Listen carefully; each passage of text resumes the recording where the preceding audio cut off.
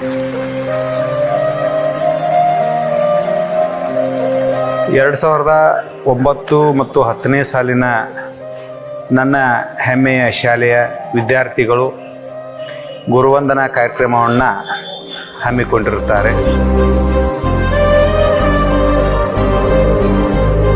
ಪಾಸಾಗಿ ಹೋದ್ಮೇಲೆ ಸುಮಾರು 16 ವರ್ಷಗಳ ನಂತರ ಮತ್ತೆ ನಮಗೆಲ್ಲ ವಿದ್ಯಾರ್ಥಿಗಳು ಸಿಗ್ತಾರೆ ಅನ್ನೋದು ಬಹಳ ಖುಷಿಯಾಗಿದೆ. ದೇಶಕ್ಕೆ ಯೋಧ, ನಾಡಿಗೆ ರೈತ, ಬಾಳಿಗೆ ಗುರು ಒಬ್ಬ ತಾನೆ.